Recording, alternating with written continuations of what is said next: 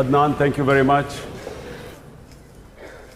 I would like to thank the Oxford Union for inviting me here, Pakistan Oxford Society, and especially this, the Pakistani Knowledge Initiative taken by Adnan and his team.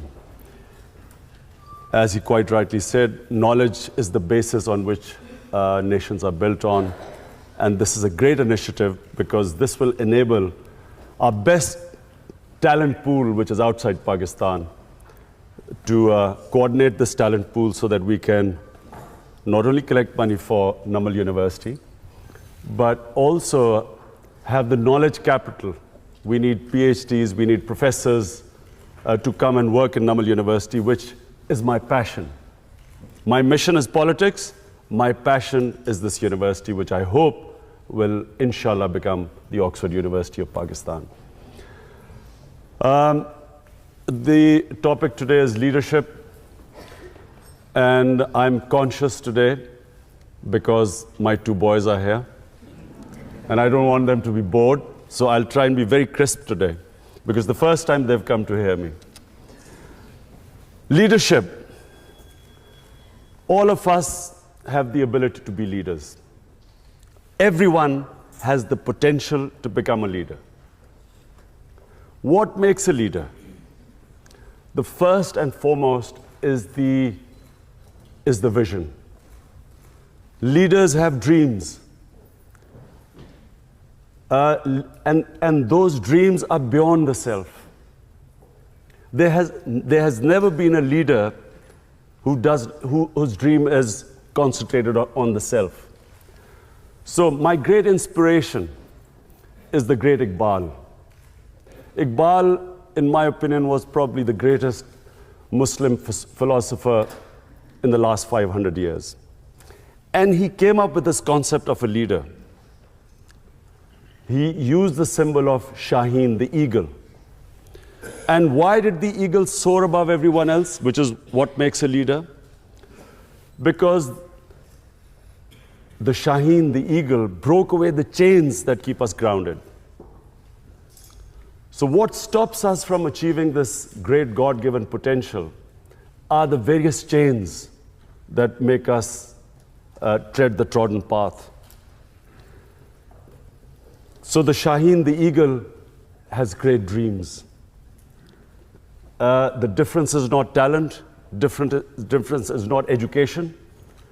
Difference is that a leader dreams what others are scared to dream of. Dream the impossible.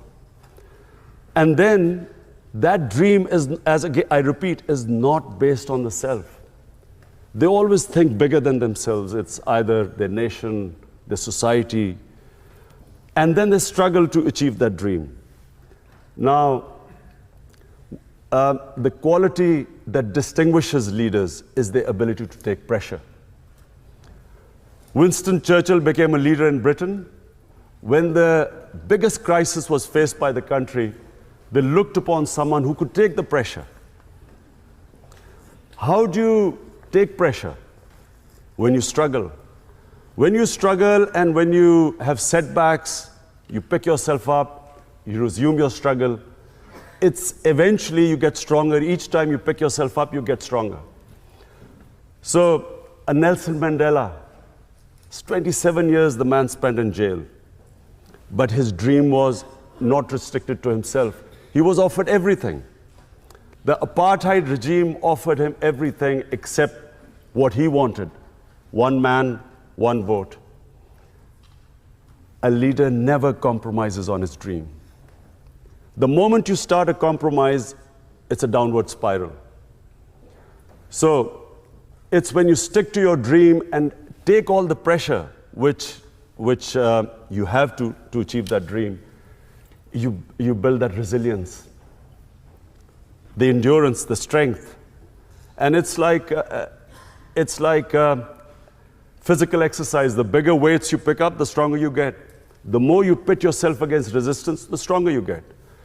But above all, no one has ever achieved anything who's always put himself before the society.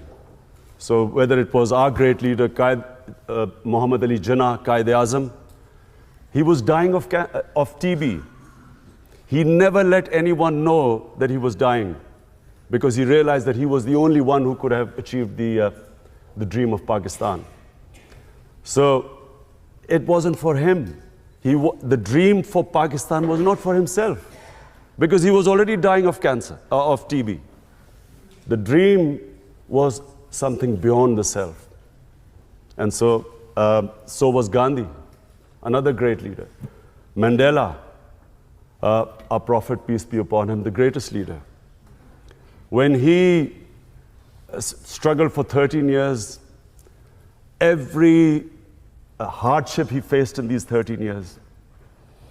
And eventually when he headed the state of Medina, and all the hardships they faced, but when he was in the 10 years when it was at the peak of his power,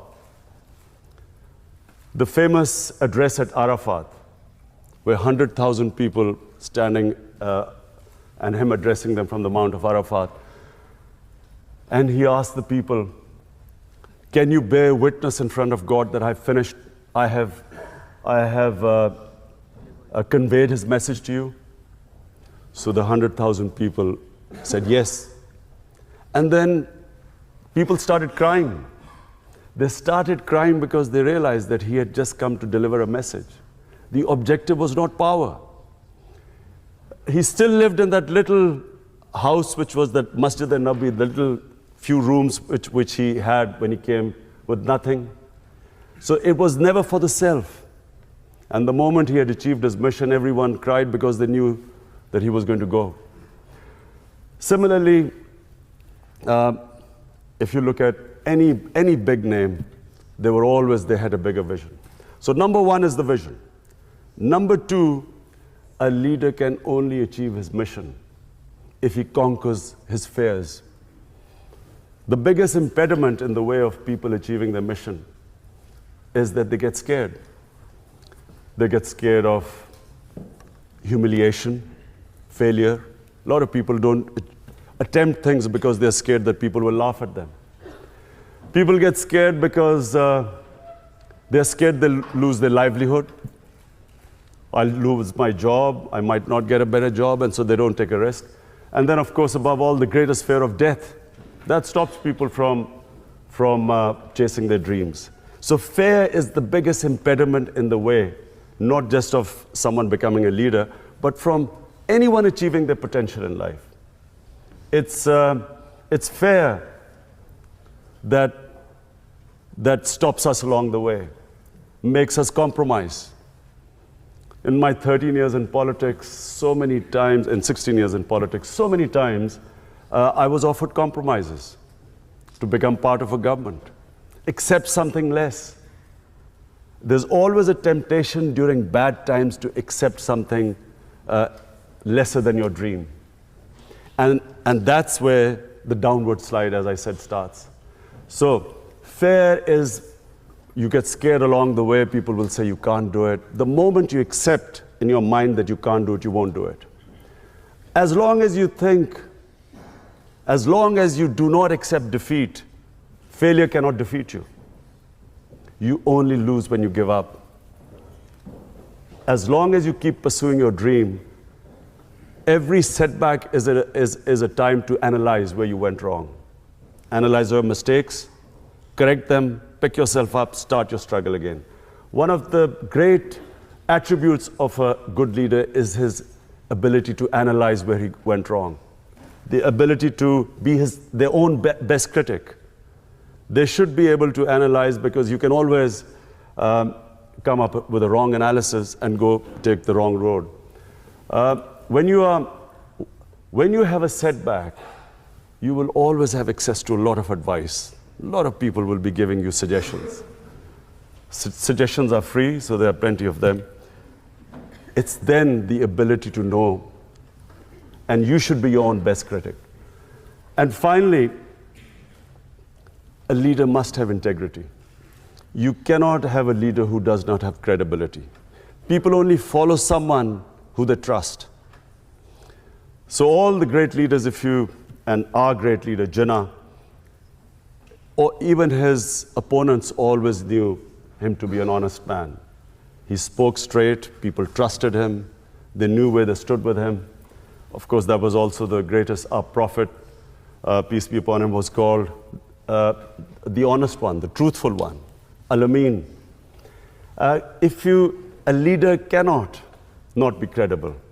You can't be a leader if you do not have credibility. So credibility is one of the biggest reasons why people follow you. They have to trust you to go out and risk their lives for you. So all great leaders always were trusted by the people who followed them. So these are the three main qualities that makes a leader. From my own experience, I found when I played cricket as captain, cricket was the only sport that needs leadership. No other sport needs a leader. The coach is everything. I found in cricket that when the chips were down, the entire team looked towards the captain. Captaincy only came in moments of crisis. If you were doing well, you didn't need a captain, but you needed a captain when there was a crisis. And the moment the captain went down, the team went down with him. As long as the captain would not accept defeat, the players always looked at his body language, not the speeches he made. What was his body language? If his body language betrayed fear or if the body language reflected defeat, the team would give up. When I was building the hospital, it was far more difficult than something I had ever done on the cricket field. And all along the way, there were people who used to say, you can't do it. The first ever meeting we had, we were trying to clear the concept of building a cancer hospital in Pakistan.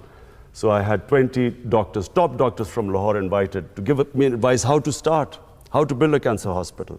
19 out of 20 said you cannot build a cancer hospital in Pakistan.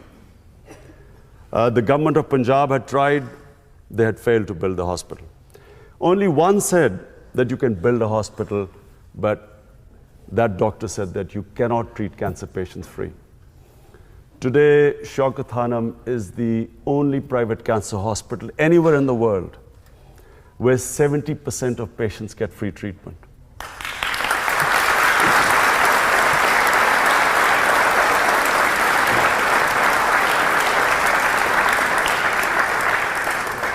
It was awarded by the World Health Organization. WHO awarded Shaukat Hanum for services to humanity as the only private cancer hospital, which is also the biggest charitable institution in Pakistan. And then when I came into politics, for most of my 16 years of politics, people laughed, made fun of me. He's too naive, doesn't understand politics. And all along the way, I was told one thing. To succeed in Pakistani politics, you have to do as the Romans do. So you have to make compromises and so on. And I was always offered compromises. Today, the only reason Tehreek-e-Insaf is by far the fastest growing party in Pakistan, had I compromised, this would not have happened. It's because people in Pakistan, as they say, an idea whose time has come. Finally, people have realized that it's the only political party that they can trust. Tehreek-e-Insaf is the fastest growing party in Pakistan's youth because the youth wants change. And although even the other status quo parties talk about change, the youth of Pakistan today trusts Tehreek-e-Insaf. Had I compromised along the way, this would not be the position today. And it certainly would not be the position where Tehreek-e-Insaf today is poised. And I'm making a prediction in front of all of you. The next election will be swept by Tehreek-e-Insaf.